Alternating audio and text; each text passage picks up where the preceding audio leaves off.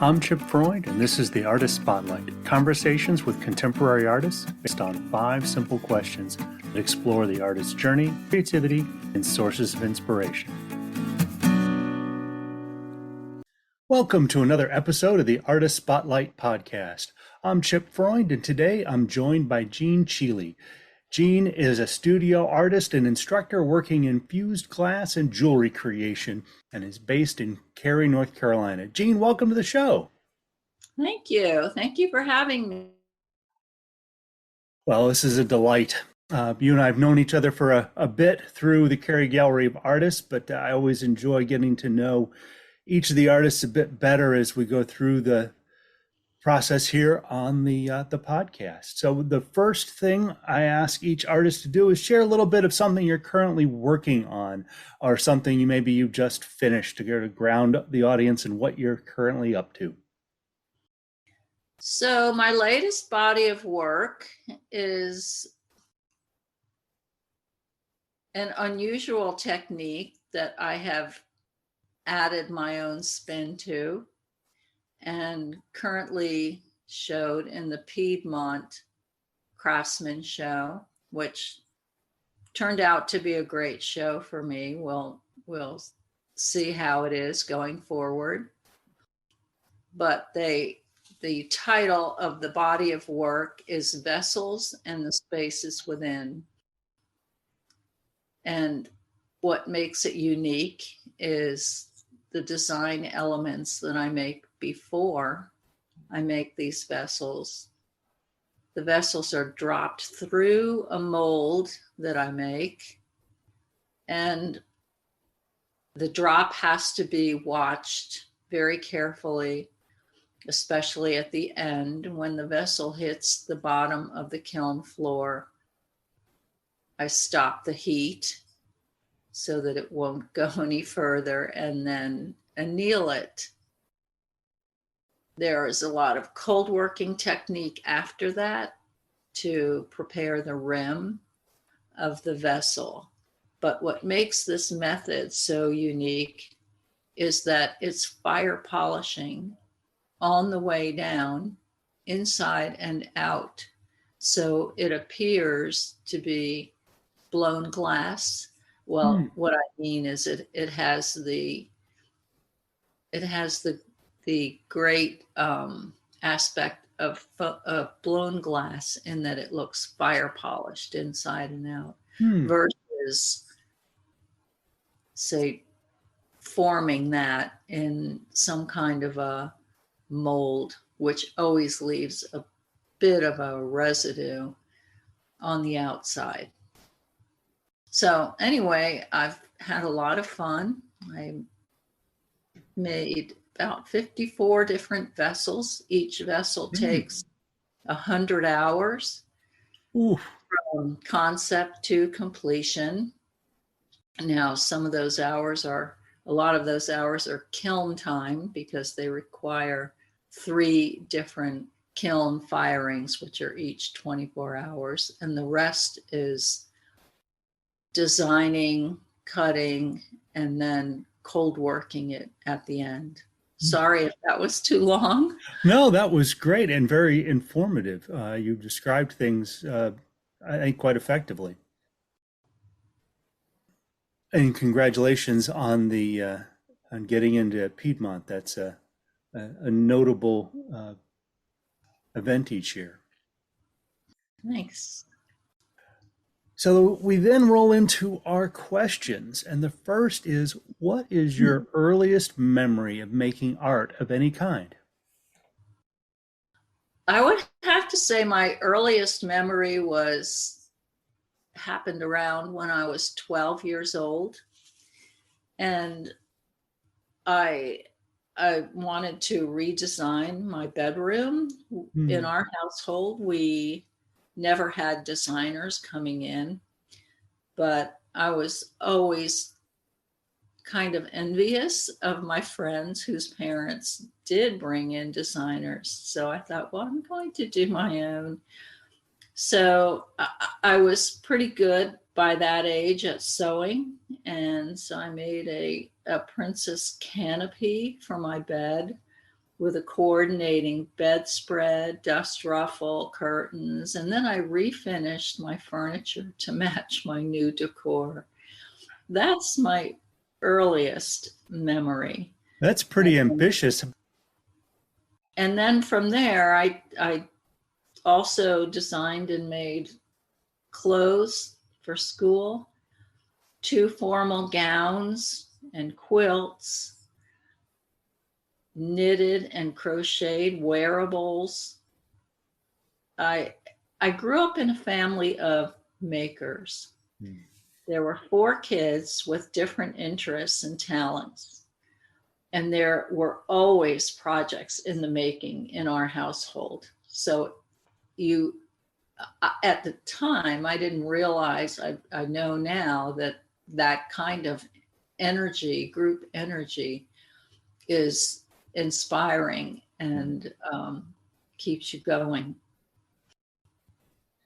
Well, cool.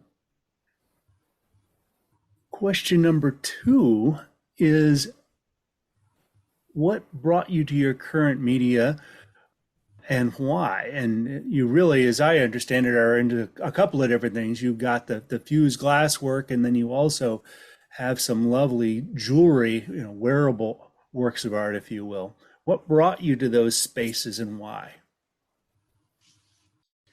I had always been pretty fascinated by stained glass. So I took a workshop in 2000 after my kids went off to college and liked it so much. I set up a shop in our home.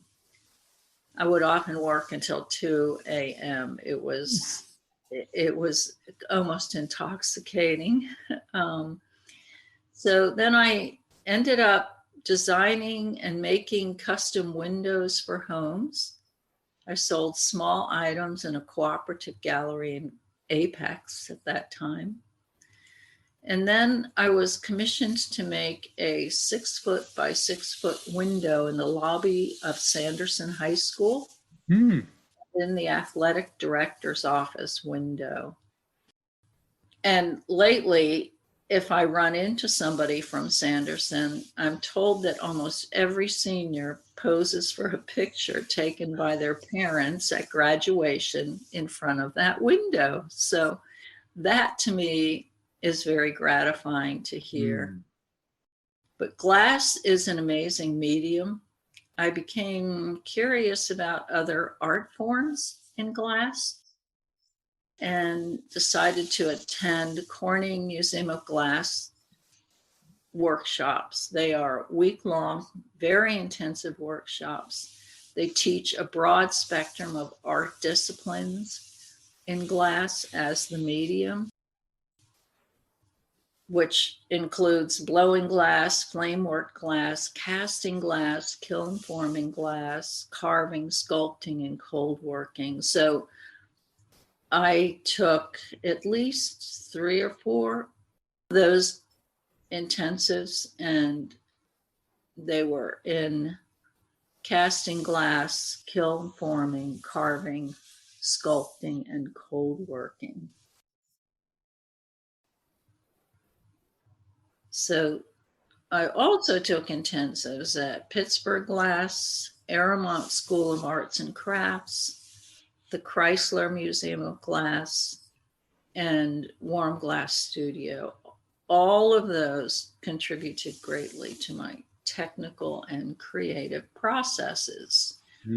So when I would take those intensives, they were I was focusing on a new technique. And when I came out of it, I was always so inspired that I would say, oh, I can do this with this technique that no one else is doing. Anyway, that's kind of how my process worked. That's very interesting. And it's clearly a complex and technical element to it, more so than other medium out there, I would say. I do have a strong science and math background, and those have helped me enormously, because working with glass is an art and a science. Mm-hmm. So, what inspires your work? Where does it come from, the various ideas and subject matter and elements that you create? So the other aspect of creating is I've explored many applications, as I just mentioned, but I never like to stay in a box. I'm Mm. always asking, how can I expand on this? And early on, a lot of artists told me, you need to you need to develop a style that that you'll always do. And that's just not me at Mm. all. I really like to expand and create and keep saying, what else can I do with this? So Mm-hmm. basically, the medium of glass inspires me, because if you look at a plate glass window, you're thinking, well, that's just a really static medium. But when you heat it to a fluid state, it informs me that nothing in life is Mm. static. So I draw inspiration from other art forms, from historical events that relate to our current events, Mm. as well as decorative art.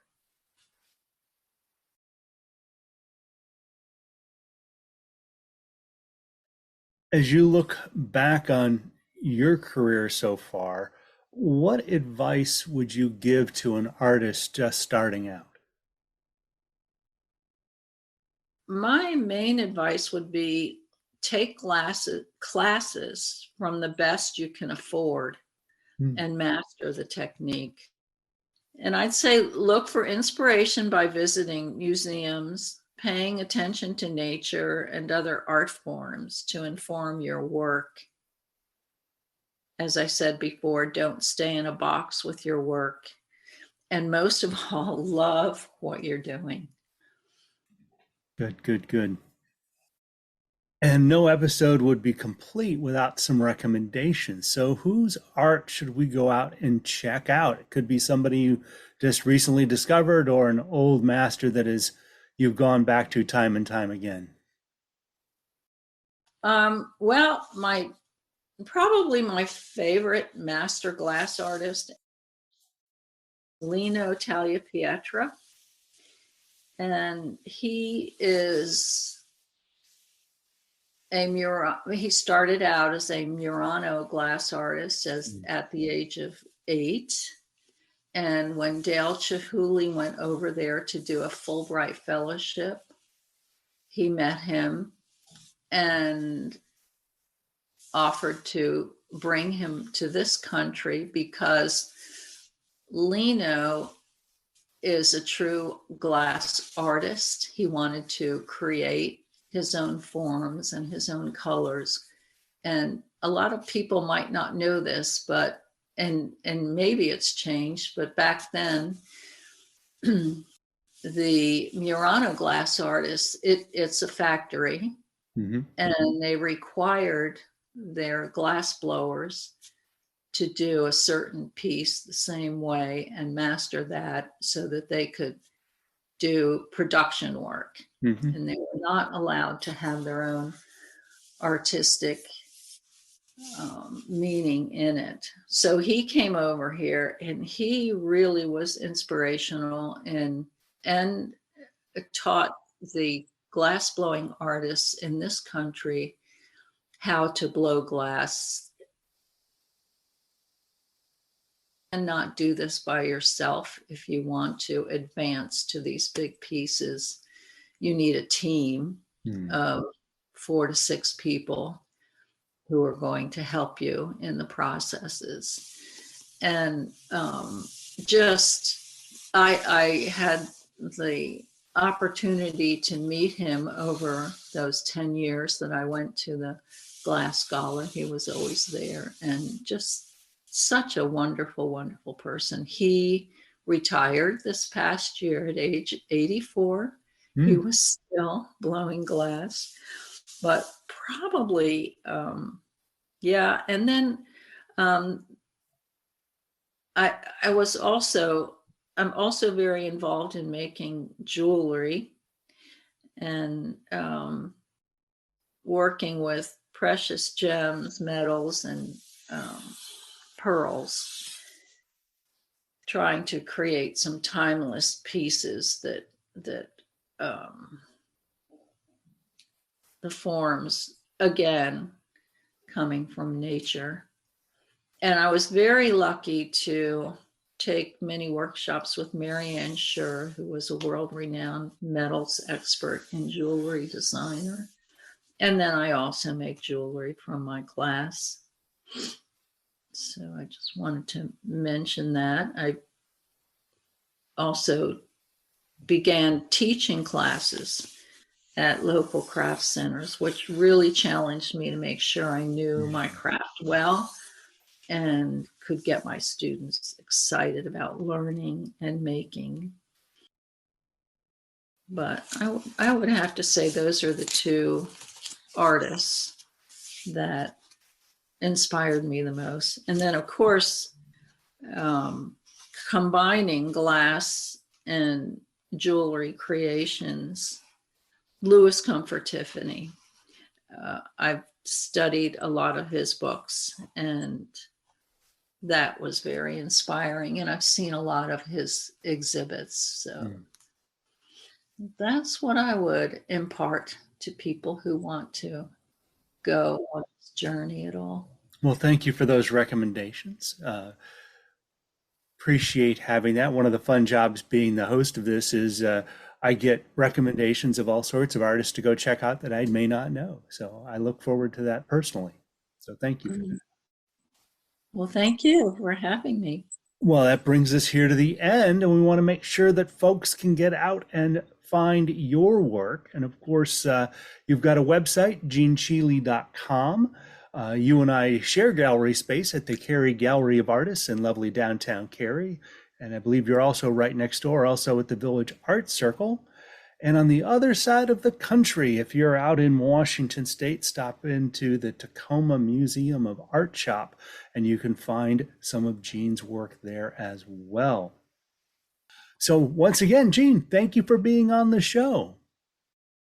Well, thank you, Chip, and I certainly totally admire your work as well. And that concludes today's episode. Please tune in again next time for another conversation with a contemporary artist on the Artist Spotlight podcast.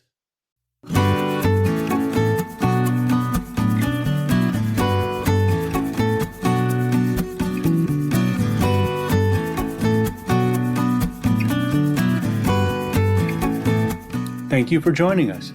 This has been the Artist Spotlight with Chip Freund. Find accompanying blog posts at chipfreundphoto.com/blog, and you may subscribe to our show on Amazon Music, Apple Podcasts, Spotify, or wherever you like listening.